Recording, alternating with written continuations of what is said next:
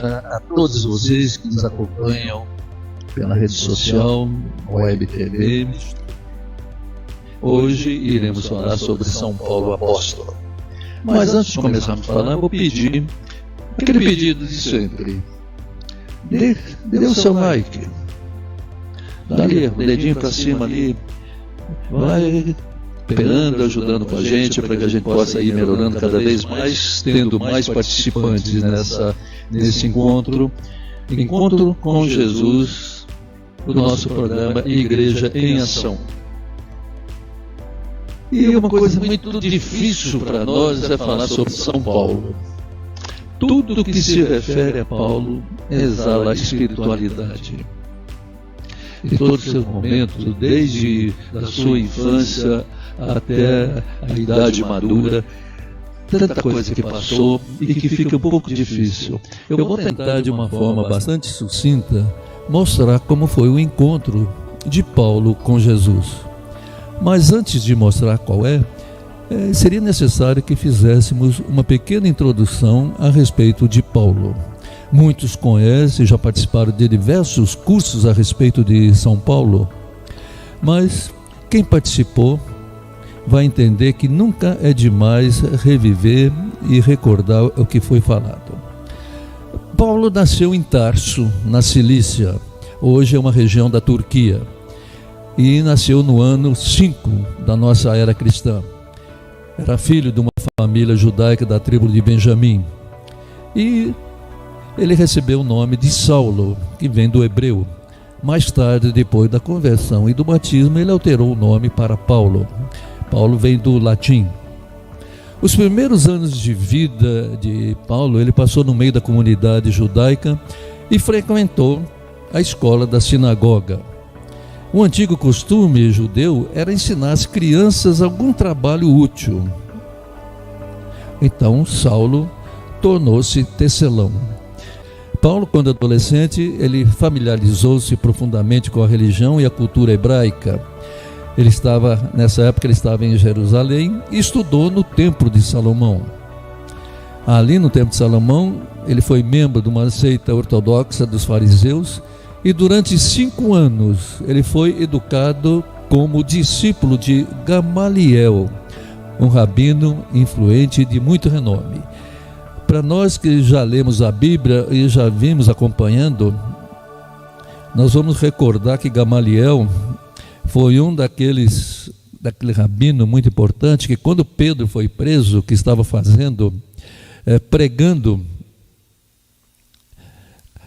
a ressurreição de Jesus, levaram ele preso e queriam matá-lo.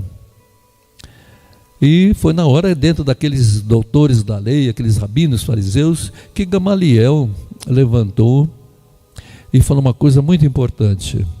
Falou: olha, nós já tivemos muitas pessoas que se diziam Messias, que faziam muitas coisas. E o que aconteceu com eles? Eles mesmos se destruíram, que aquilo, em pouco tempo, foi constatado que era tudo mentira e eles perderam a fé e sumiram. Agora, quando é de Deus, vocês não têm condições de lutar contra Deus. E todos os rabinos, aqueles fariseus, acolheram aquela reflexão, aquele pedido, aquela explicação que Gamaliel deu e mandaram bater em Pedro e Tiago e soltaram. E eles saíram contentes: olha, estamos sofrendo por Jesus, isso é muito bom. Quando Saulo chegou em Jerusalém no ano 29, os discípulos de Jesus eram mais ou menos em torno de 5.000. Saulo não acreditava que Jesus fosse o Messias e por isso ele tornou-se um perseguidor implacável das primeiras comunidades de cristãs. E um fato muito interessante é que ele esteve pessoalmente quando Estevão, dos primeiros diáconos, daqueles 6 diáconos ordenados, ele esteve no apedrejamento de Estevão, concordando com aquela maneira como foi tratado, com aquela morte. E Saulo só respirava ameaça e morte contra os discípulos do Senhor. E ele apresentou-se ao sumo sacerdote e pediu carta de recomendação para as sinagogas de Damasco, a fim de levar presos os homens e mulheres, todos eles que encontrassem que estivessem seguindo o caminho. Esse caminho de Jesus, o caminho da salvação, é o caminho pregado pelos apóstolos. E aí começamos a reviver alguns momentos mais conhecidos da vida de Paulo, que ainda era Saulo. Durante a viagem, quando ele já estava bem perto de Damasco, Saulo se viu repentinamente cercado por uma luz fortíssima que vinha do céu. E ele vai chegar depois para falar com o rei Agripa, quando estava sendo julgado, que era uma luz muito mais forte que o sol, que não tinha uma explicação, que deixou completamente cego. E ele caiu por terra e ouviu uma voz que dizia: Saulo, Saulo, por que você me persegue?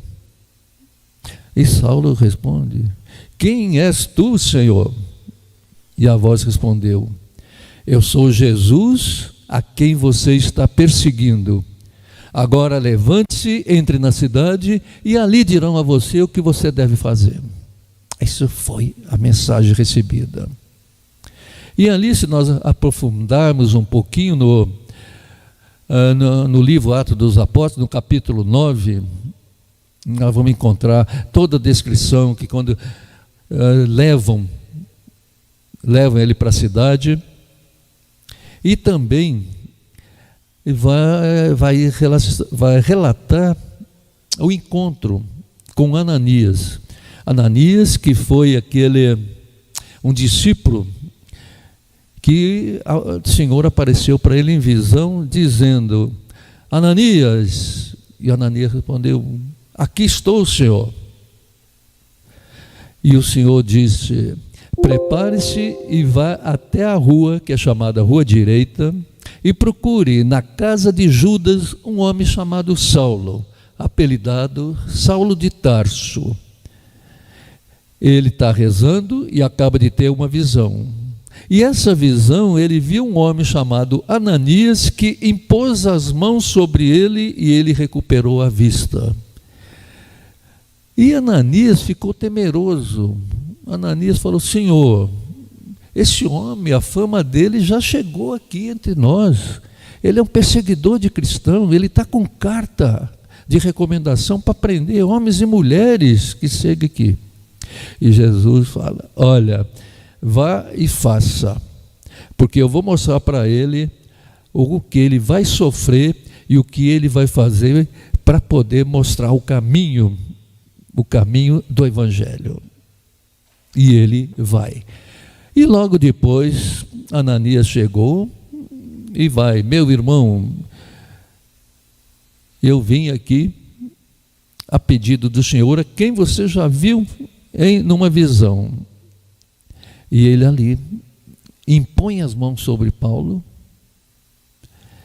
e Paulo abre os olhos. E não abriu, parecia que era assim, placas, escamas que estavam caindo, e ele acabou viu o que estava ocorrendo, e naquele momento que ele levanta, fraco, levanta, Ananias alimenta, e ali ele pede para ser batizado. Aquele que era aquele perseguidor dos cristãos acaba se convertendo ao cristianismo e pede o batismo. E é difícil, como eu falei, é difícil assim encontrar identificar o encontro com Jesus de Paulo. Muitas vezes a gente conversa, pergunta para um e para outro, eu sempre falo assim: foi quando ele caiu do cavalo. Arrumaram até um cavalo que não consta na Bíblia esse cavalo. Consta que ele caiu ao chão. Pressupõe-se que ele deveria estar montado em alguma montaria, seja ela qual for. E diz assim: olha, o maior encontro de Paulo foi quando ele caiu e quando ouviu aquela voz. Como esse encontro, essa reflexão que nós estamos fazendo, é uma coisa muito pessoal, eu interpreto o encontro de Paulo com Jesus quando se deu o batismo. Por que o batismo? Porque o batismo trazido por Jesus é um batismo de perdão. Ele traz a filiação divina, ele estabelece uma aliança e nos envia em missão. E foi exatamente isso que aconteceu com Paulo. E também aquilo que acontece quando nós trazemos as crianças para o batismo. Um momento sagrado, um momento único. A criança, ela deixa a condição de criatura de Deus e se reveste da condição de filha de Deus. Esse é o verdadeiro encontro com Jesus. Pois quando Jesus, ele mesmo, quando assumiu a condição humana e foi até o Rio Jordão para ser batizado, naquele momento tornou-se presente ali a Santíssima Trindade. O céu se abriu e veio aquela voz: Tu és o meu filho amado. Jesus na água santificando aquela água, e o Espírito Santo que desce e pousa sob a forma de pomba sobre Jesus. Então, as três pessoas da Santíssima Trindade estão presentes ali no batismo. E fico imaginando que essa catequese que Paulo recebeu do próprio Jesus, e que fez com que ele começasse a entender que a igreja é o corpo de Cristo. E assim, quando ele perseguia um cristão, era o próprio Cristo que ele estava perseguindo. Por isso, na minha opinião, esse é o momento mais importante, é o encontro dele quando ele foi batizado.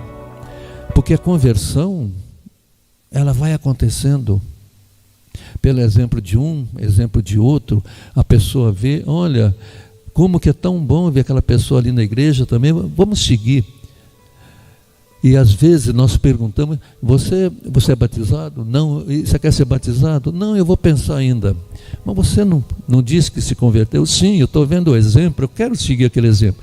Agora imagine bem Paulo, que perseguia, prendia, participava da morte.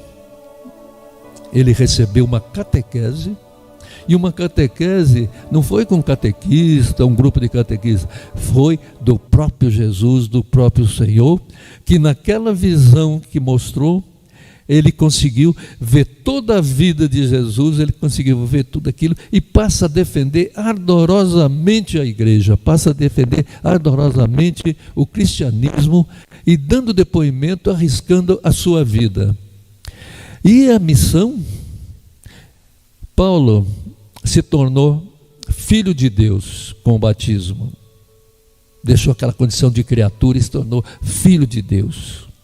Ele recebeu essa filiação divina. Ele fez uma aliança com a Santíssima Trindade, o Pai, o Filho e o Espírito Santo no batismo. E mais importante de tudo, desse encontro de Paulo com Jesus, foi ele partiu em missão. Ele foi para tantos lugares. Ainda num momento, para fazer uma reflexão, ele se retirou, passou de 2 a 3 anos no deserto, refletindo, pensando em toda a sua vida, em tudo que ele viu, tudo que ele aprendeu, toda aquela catequese. Ele ficou no deserto. E dali ele saiu para começar a missão de levar o Evangelho a todas as pessoas, a todos os lugares. Ele andou para todos os lugares. E ele tem 14 cartas atribuídas a ele, que faz parte, depois dos evangelhos, depois do Ato dos Apóstolos, nós entramos dentro da igreja, dentro da Bíblia nossa, entramos com as cartas de Paulo. São 14 cartas. Uma ainda acham que não é dele, não tem o estilo dele. Mas vejam bem, nós estamos há 2000 anos.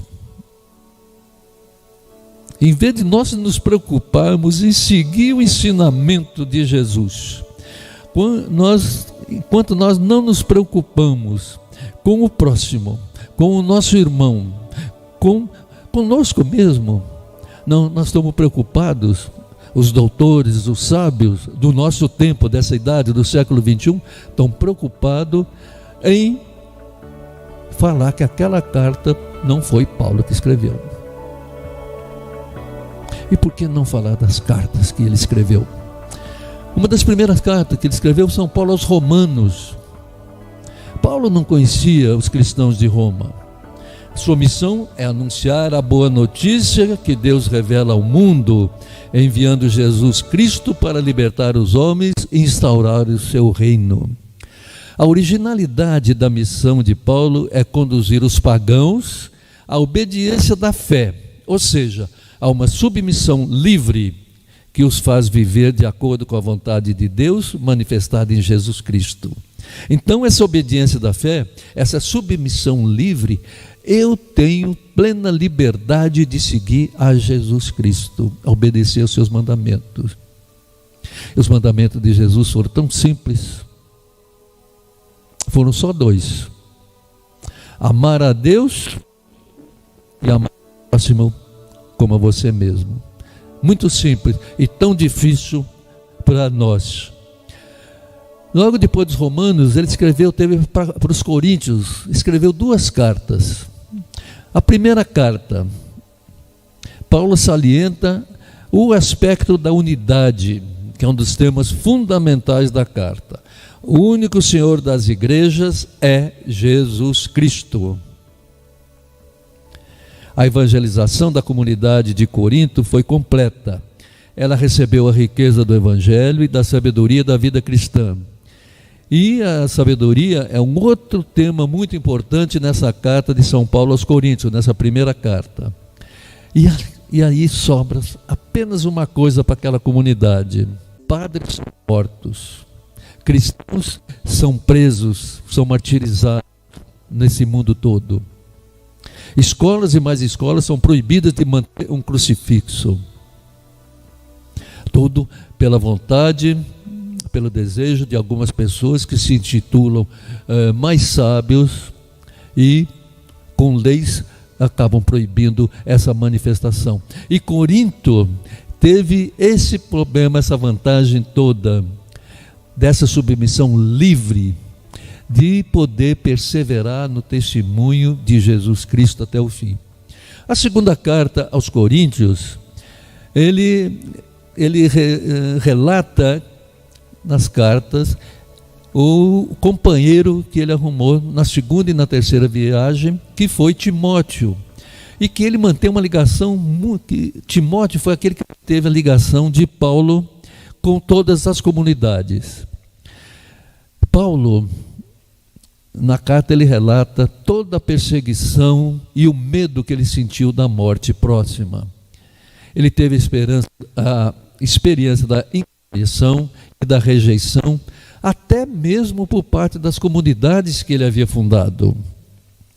No entanto, ele se firma numa convicção profunda: a alegria de estar nas mãos do Senhor e a alegria de participar da própria missão de Jesus. Depois dos Coríntios, ele escreve uma carta aos Gálatas. É muito interessante essa carta, vale a pena a gente ler a carta aos Gálatas. Ela foi definida como o manifesto da liberdade cristã e a universalidade da igreja. Daí a importância aos Gálatas. Os Gálatas, eles sofriam muito assédio, pessoas que queriam levar um novo evangelho, e Paulo vai muito firme: não existe nenhum evangelho a não ser o de Jesus Cristo, e quem trouxer um evangelho diferente daquele evangelho de Jesus Cristo, que seja anátema, que seja excomungado. A liberdade é conduzida pelo amor a si mesmo e dos outros. Amor que é compromisso ativo com o crescimento do outro. Esse é um dos fundamentos dessa carta aos Gálatas. Após os Gálatas, nós temos a carta aos Efésios. É uma carta que Paulo propõe 2 épocas e 2 modos de viver: sem Cristo e com Cristo. Sem Cristo é o mundo pagão, cuja mentalidade, modo de pensar e de agir manifestam a presença ativa do mal, que é o egoísmo que assume formas individuais e coletivas, dividindo os homens, dividindo toda uma comunidade. Com Cristo surge a nova forma de viver, o amor que gera doação e comunhão, através das obras que continua a ação de Jesus Cristo, realizando o projeto de Deus.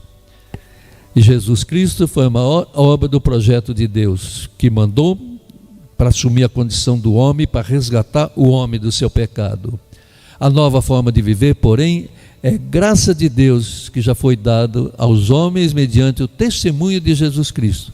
Aquele testemunho que ele deu, indo até a morte de cruz. A vida cristã é a passagem contínua de um modo de viver para o outro. A vida que deixamos, a vida sem Cristo, a vida do mal, e passamos por uma vida com Cristo, uma vida de verdade. Os Filipenses é a próxima carta. A carta é dirigida a toda a comunidade. Os dirigentes, em grego, que são chamados de episcopos, eles não são exatamente bispo, como nós conhecemos hoje. Trata-se de um grupo cuja função é zelar pelo bom andamento da comunidade. Os diáconos são os encarregados de atender às necessidades materiais da comunidade e também a necessidade da pregação. Paulo mostra um afeto muito especial pela comunidade de Filipos, pois desde o início essa comunidade cooperou com ele e participou ativamente no trabalho de evangelização, seja colaborando no anúncio, na defesa, na confirmação do evangelho, ou seja, também pela ajuda material oferecida a Paulo. E ele, Paulo, o apóstolo, ele só pede o crescimento no amor. Vivendo o amor, a comunidade será sempre capaz de distinguir o que mais favorece a prática da justiça. É através do amor. O amor consigo mesmo, o amor com a comunidade, o amor com o irmão. Em seguida, nós vamos encontrar a carta aos Colossenses. Aqueles cristãos de Colossos estavam ameaçados por uma heresia que misturava elementos pagãos, judaicos e cristãos. Os seus seguidores davam muita importância aos poderes angélicos, às forças cósmicas e a outros seres intermediários entre Deus e os homens. E esse papel de intermediário, ele ia decidir o destino de cada pessoa. Então, era uma comunidade, hoje eu diria assim, muita gente fala, é eclética. Não é eclética. É uma comunidade que cada um que levasse um Deus novo era bem aceito.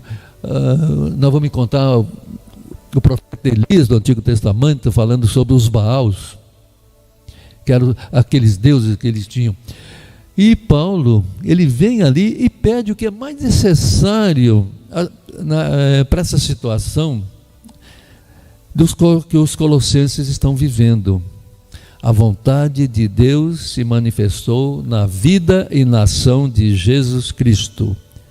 E o conhecimento dessa vontade é a sabedoria que leva os cristãos a viver com discernimento crítico diante das situações.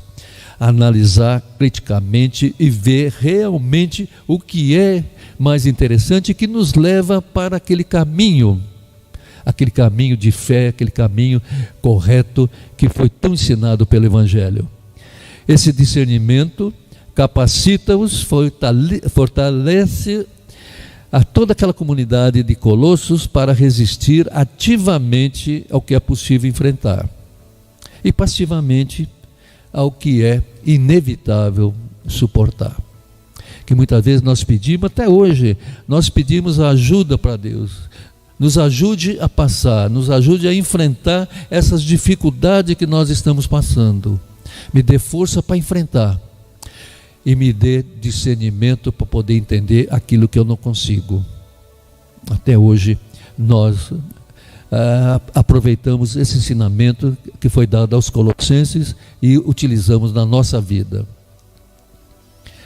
Depois dessa, nós vamos encontrar duas cartas aos Tessalonicenses, os cristãos de Tessalônica.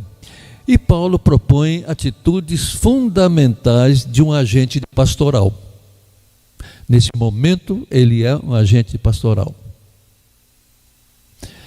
Coragem de anunciar o Evangelho, mesmo que precise enfrentar fortes oposições de grupos interesseiros, não agir com segundas intenções à moda daqueles espertalhões que sempre aproveitam das suas funções para se promoverem à custa de bajulações, não abusar da própria autoridade, mas ter profundo amor pela comunidade, mesmo com perigo de vida. E o mais importante de tudo, não colocar o dinheiro como motivação do apostolado. Vejam bem, não agir com segundas intenções à moda de interesseiros, não abusar da própria autoridade, ter profundo amor pela comunidade, não colocar o dinheiro como motivação do apostolado. Tudo que nós precisamos hoje. Colocar o apostolado, colocar a vida à frente, levar o Evangelho, mesmo com perigo de vida. E não ficar recebendo bajulações. Olha como... E nós tivemos um exemplo, não vou citar o nome, mas tivemos um exemplo de um padre que ficou rodando em televisão, de emissora em emissora, de um lado e do outro, sempre buscando uma promoção pessoal, uma maneira de se promover muito. E, lamentavelmente, o dinheiro também ali, como um verdadeiro Deus, como um verdadeiro motivo, não uma evangelização, mas sempre o dinheiro entrando. Isso é muito perigoso. E a gente vê tantos exemplos daquelas pessoas que vivem, estou falando de uma forma religiosa, que vivem com o mínimo necessário.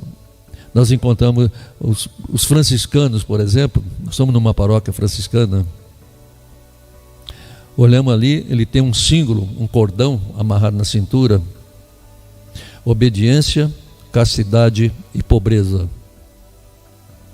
E eu já vi um padre, um frei, ele há muitos anos, tem muitos anos isso, ele decidiu que ele não ia continuar naquela vida, ele pediu um afastamento, aguardou chegar o afastamento, e vocês não imaginam a tristeza quando a gente vê aquele homem, uma maletinha pequenininha, sozinho aquilo ali, levando. Não está levando mais nada, não precisa encher um caminhão, 2 caminhões de nada. Aquela maletinha com a sua roupa pessoal foi, trabalhou, pediu. Hoje ele trabalha numa outra comunidade, se dedicando aos pobres também, não como religioso. E embora ele continue sendo religioso, porque a ordem, ela não é anulada. Eu recebi a ordem do diaconato, vou morrer como diácono. Muitas vezes, aquele padre é o ex-padre. Não existe ex-padre. A ordem é um sacramento que a gente recebe e ela não é anulada. Mas ele casou. Sim, ele pediu autorização, foi autorizado pelo Papa, e ele foi e casou e dedicou a sua vida. De vez em quando aparece um que faz as besteiras, não pede autorização, mas vai assim. A segunda carta aos Tessalonicenses, Paulo apresenta a etapa final da história como um grande combate. O homem ímpio se manifestará com todo o poder do mal, da mentira e da injustiça, fazendo coisas que seduzirão e convencerão os que não acreditam na verdade e preferem justiça. Ao mesmo tempo, se manifestará também o Senhor Jesus, para destruir e aniquilar o homem ímpio e todos os que o seguem. A segunda carta de São Paulo aos Tessalonicenses, ele mostra exatamente isso. O homem ímpio se manifestará com todo o poder do mal, da mentira e da injustiça. Uma mentira que parece que é uma verdade e muitos vão indo acreditando. A arma do combate é o sopro da boca de Jesus, ou seja, é o Evangelho de Jesus. É o Evangelho que nós devemos proclamar, o Evangelho que nós devemos ensinar e o Evangelho que nós devemos seguir. E deve ser testemunhado por todos os fiéis. E isso é o que nós devemos fazer e procurar levar mais para frente.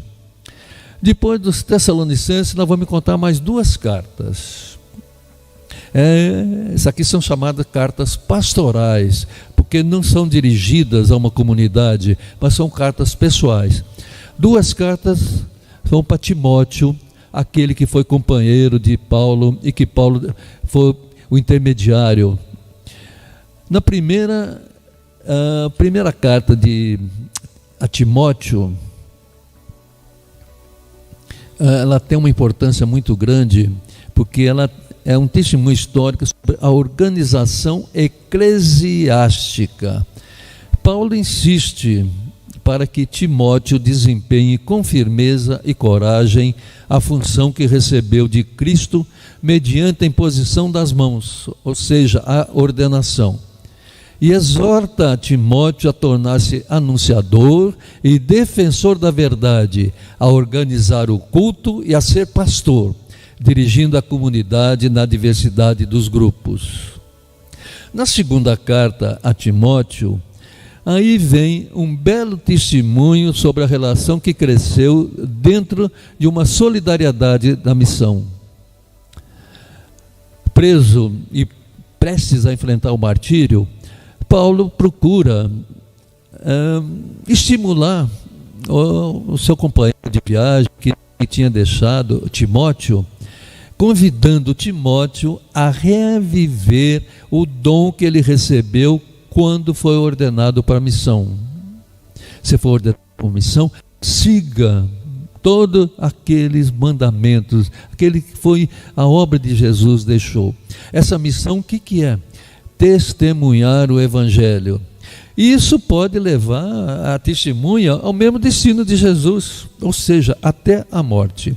Então, Paulo reanima, exorta, continue, não abandone, não deixe, siga, de toda maneira, siga firme. Essa, depois de Timóteo, nós vamos encontrar a carta também carta pastoral a Tito. O centro da carta é a sã doutrina, isto é, a vontade salvadora de Deus e a vontade, ou melhor, a salvação gratuita trazida por Cristo. Ao redor desse núcleo giram as diversas partes da carta. Então, o centro da carta a Tito é a sã doutrina, é a vontade salvadora de Deus, vontade salvadora gratuita trazida por Cristo. Tito deve instituir presbíteros a fim de que exortem a sã doutrina e refutem também todos aqueles que a contradizem. Além do mais, o próprio Tito deverá fechar a boca, entre aspas, dessa gente. Ou seja, mostrar para aquelas pessoas que estão falando muitas coisas sem saber o que estão dizendo, ensinando a praticar e fazendo praticar a sã doutrina, aquilo que foi ensinado por Jesus. E ainda nós temos mais uma carta. E essa carta uns dizem Filemon, e nós comumente chamamos carta a Filemon. E essa, de todas as cartas que Paulo escreveu, essa é a mais breve e pessoal. Ela só tem uma introdução, um capítulo, acabou. Introdução e capítulo é uma só. É uma carta de recomendação a favor de Onésimo, que foi um escravo que fugiu do seu patrão, que era Filemon. Provavelmente acho que foi por ele ter cometido um roubo. E Onésimo vai até a prisão onde estava Paulo para pedir que ele apoie, ajude. E o que faz? E Paulo, conversando com Paulo, Onésimo acaba se convertendo ao cristianismo. Paulo manda Onésimo de volta a Filemão, pedindo que ele o trate como irmão. Com esse pedido, Paulo mostra que o Evangelho põe fim às diferenças entre os homens e esvazia completamente o estatuto da escravidão. Então, Onésimo fugiu, acho que foi por roubo, que tinha roubado Filemão, e quer o apoio de Paulo, e vai até a cadeia para pedir esse apoio. Acaba sendo convertido e volta para que... E uma recomendação, Filemão, que trate Onésimo como se fosse um irmão. Não tenha diferença entre os irmãos. Então a carta aos Hebreus, que é a última, a 14ª, e dizem que ela não foi escrita, e até o século VI, a Igreja do Ocidente recusava atribuir essa carta a Paulo. Mas como eu falei no início, nós temos mais que nos preocuparmos muito mais com a mensagem que é dada, uma mensagem de amor, uma mensagem que nos alerta, nos conduz a uma vida digna, uma vida cristã, uma vida de graça, do que ficar quem foi que escreveu. Os destinatários são um grupo de leitores que se acham em grande perigo de rejeitar a fé em Jesus como o revelador e portador da salvação. Eles sentem dificuldade em aceitar tanto a forma humilhante e dolorosa da aparição terrestre de Jesus, como os próprios sofrimentos que eles estão tendo de suportar por serem cristãos, e ainda a desilusão de não verem realizada a salvação final. Então essa preocupação deles é a mesma nossa. Quantas vezes nós temos algum problema e nós reclamamos, então, olha, está difícil de suportar, o sofrimento que nós estamos passando, quando é que vem uma salvação, quando é que vem uma ajuda? E muitos acabam, não vou ficar mais, não vou pedir mais nada para Deus, porque Deus não me atende. É a mesma preocupação que é citada por Paulo nessa carta aos Hebreus. Essa comunidade estava preocupada com isso. O conteúdo dessa carta é de grande importância no quadro geral do Novo Testamento, pelo fato de apresentar Jesus como aquele que supera a instituição cultural do Antigo Testamento, onde era cheio de deuses. Paulo revela que o único ato salvador a obter de uma vez por todas o perdão, aquilo que nós buscamos, o perdão, é o sacrifício de Jesus, que derramou seu sangue e entregou sua vida por nós. Meus queridos amigos e amigas, no ano 64, após o incêndio de Roma, cuja culpa foi atribuída aos cristãos, Paulo foi novamente preso e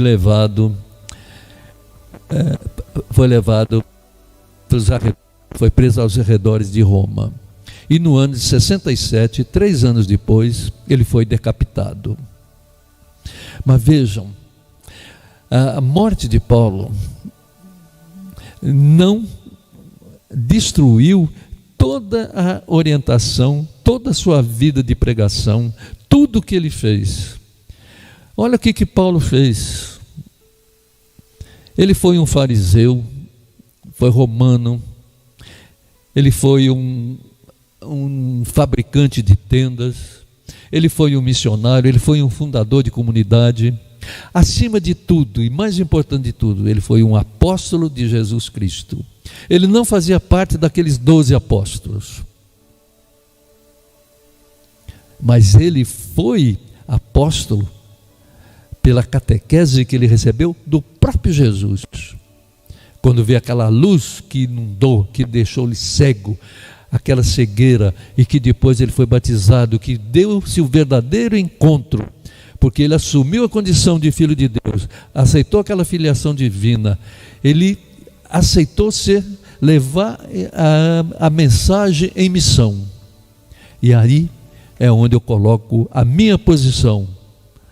Ele o encontro de Paulo com Jesus se deu com o seu batismo. Aceito, acredito que todos os encontros que encontrarmos de Paulo com Jesus sejam quando ele caiu. É verdadeiro com Cristo? Sim. Quando levou para Ananias, que teve a visão que um homem ia impor a mão para curá-lo? Sim. Mas o verdadeiro encontro dele foi com o batismo. É aquele verdadeiro encontro que nós também tivemos com Cristo. Deixamos a condição de criatura e nos tornamos filhos de Deus. Esse é o verdadeiro. Não esqueça de enviar, meus queridos e queridas, os seus comentários, as suas críticas, as suas sugestões. É isso que forma uma comunidade. Dê a sua crítica, dê a sua sugestão. Agora, uma maneira bem interessante, como é que nós podemos lembrar de todas as cartas que Paulo escreveu em 10 segundos? Peguem um lápis e um papel para anotar. Uma coisa bem interessante e fácil. Rococó, galé, ficó, tetê, tititi, ferrê. Não gastei 10 segundos e todas as cartas estão aqui. Mas por quê? Ró, de Romanos, Có, 1 Coríntios, Có, 2 Coríntios, Gal, G-A-L, Gálata, E, de Efésios, Fi, Filipenses, Co, Colossenses, T, 1 e 2 Tessalonicenses, Ti, 1 e 2 Timóteo, Tito, Fi, Filemão, E, Hebreus, Ró, Có, Có, Galé, Fi, Có, Tetê, Tititi, Fi, Re. Menos de 10 segundos nós conhecemos e falamos quais são todas as cartas, as 14 cartas de Paulo. E assim, encerro hoje essa história sobre Paulo apóstolo e o seu encontro com Jesus. Mande as suas críticas, dê o seu like. Agradeço a todos, desejo que todos tenham um ótimo fim de semana. Paz e bem.